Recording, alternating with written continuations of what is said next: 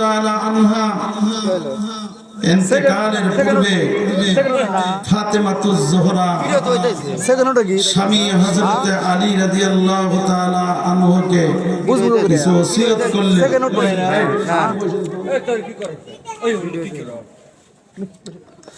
হযরত ফাতেমাতুজ যোহরা কিছু ওসিয়ত করলেন। উনি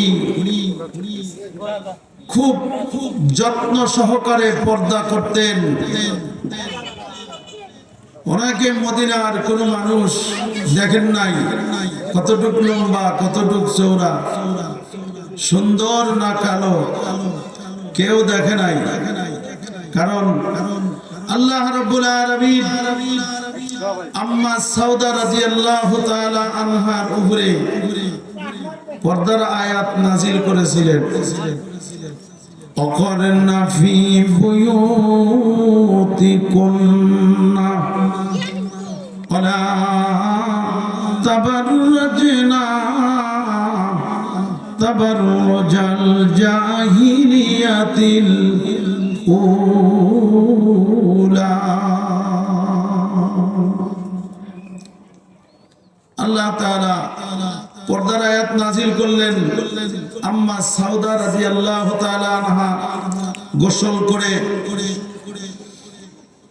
নবীজির ঘরের দরজার পাশে দাঁড়িয়ে, ভিতরে দাঁড়িয়ে, ঘরটা তো অত যত্ন ছিল না, অত ভালো ছিল না, চৌকাঠের উপর দিয়েও খালি ছিল, যারা দেখা যাইতো দূর থেকে।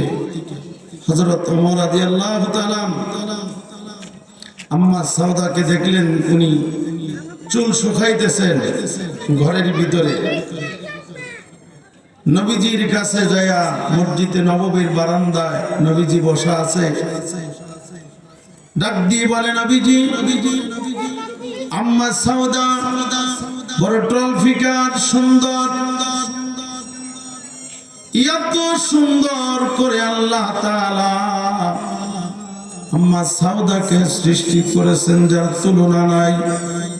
চুলগুলো লম্বা লম্বা। আমার নবীজির সামনে যায়া হযরত ওমর রাদিয়াল্লাহু তাআলা প্রশংসিত কথাগুলো বলতেছে। আমার নবী শর্মিতা হলেন। সাউদা সুন্দর, সাউদা টলফিকার, সাউদার চুল লম্বা লম্বা। হযরত ওমর আমার কাছে বলতেছে, হযরত ওমর এত কিছু দেখলে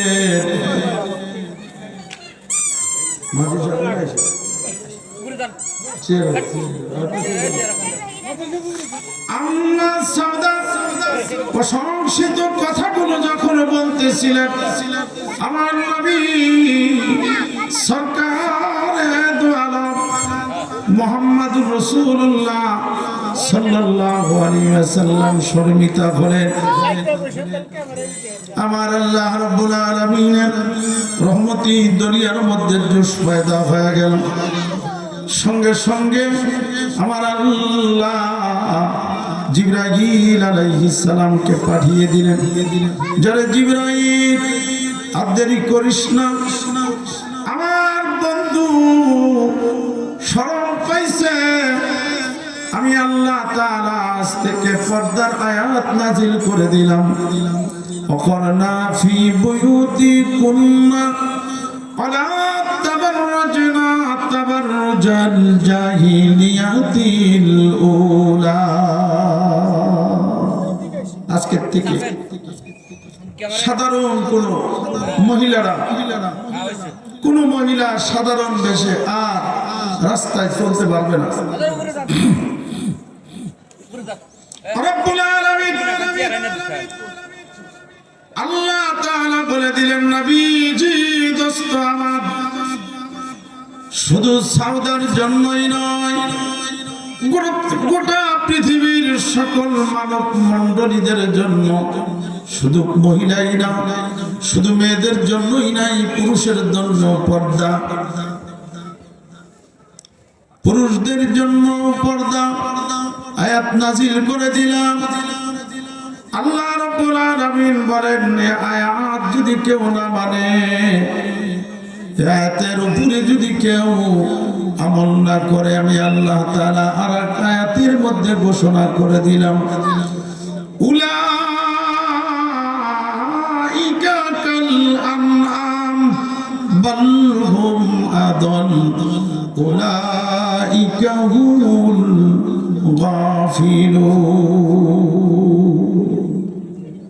তারা হবে চার পাওয়ারের সমতুল্য।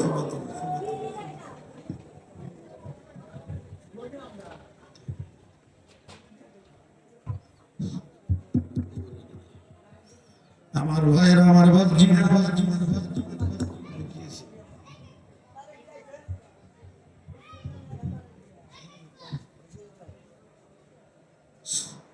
আওয়াজ নাই,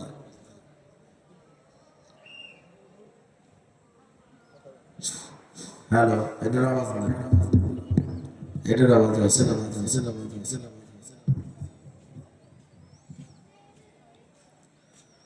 যদি কেউ কোরআনের আয়াত কেউ যদি না মানে, আমার আল্লাহ ডেকে বলে, নবীজি আমার দোস্ত বলে দেন, তাদের কিয়ামতের দিন, মুসিবতের দিন, যেদিন মাথার আধা উপরে সূর্য থাকবে, সূর্যের তাপে মাটি তামা হয়ে যাবে, বেঈমান কাফের বেনামাজিদের মাথার মজক গলে গলে নাক কান দিয়া পড়তে থাকবে। কঠিন মহাশরে জিহ্বা ঝুলতে ঝুলতে নাভি নিচে এসে যাবে, মাটি তামা হয়ে যাবে। ওই দিন আল্লাহ তাআলা বলেন, তাদের জানোয়ারের চার পাওয়া জানোয়ারের চেহারা দিয়ে আল্লাহ তাআলা মহশরে উঠাবে। আল্লাহ তাআলা যখন থেকে পর্দার আয়াত নাজিল করেছেন, ঠিক তখন থেকেই হযরতে ফাতিমাতুজ জোহরা রাদিয়াল্লাহু তাআলা আনহা খুব গভীর ভাবে পর্দা করতেন। কোন মানুষের সামনে উনি যেতেন না। নবীজির ওফাতের সময় আমার নবী যেদিন ওফাত করবে, যেদিন আজরাইল মালাকুল মাউতকে সঙ্গে নিয়ে জিবরাইল আলাইহিস সালাম আসবে, নবীজি এত অসুস্থ, বিছানা থেকে উঠতে পারে না, একবার হুশ আবার বেহুশ। এর মধ্যে আল্লাহ তাআলা জিবরাইল রে পাঠায় দিয়েছেন আজরাইল সঙ্গে দিয়া। জিবরাইল আলাইহিস সালাম ভিতরে প্রবেশ করেছেন। আজরাইল মালাকুল মউত গেটের বাইরে দাঁড়িয়ে আছে। জিবরাইল আলাইহিস সালাম নবীজিকে সালাম দিলেন, বললেন, ইয়া রাসূলুল্লাহ, ইয়া হাবিবাল্লাহ, প্রতিদিনের ন্যায় সাধারণভাবে আমি এবার আসি নাই, আমি একজন নতুন মেহমান সঙ্গে নিয়ে আসছি, যিনি কোনোদিন আপনার সামনে আসে নাই, আপনি তার সামনে কোনোদিন যান নাই। নবী, নতুন একজন ফেরেশতা আনছি, যদি আপনি পারমিশন দেন, অনুমতি দেন, তাহলে ভিতরে প্রবেশ করতে বলবো। তখনই ফাতেমাতুজ জোহরা ডেকে বলে, আব্বাজান, কে এসেছে? দুনিয়ার কোন মানুষ এখন আমার আব্বাজানের সঙ্গে দেখা করতে পারবে না, কারণ আমার বাবা অসুস্থ, আমার বাবাকে কষ্ট দেওয়া যাবে না। আমি যাই। নবীজির পারমিশন নিয়ে ফাতেমাতুজ জোহরা ঘেটের মধ্যে গেলেন, ঘেটটা খুলে দিলেন, আবার ঘেট লাগায়া দিলেন। দূরে এসে আমার নবীর মাথার পাশে দাঁড়াইয়া কপালের উপর হাত রেখে চোখের পানি ছেড়ে ছেড়ে ফোপায়া ফোপায়া কান্দে।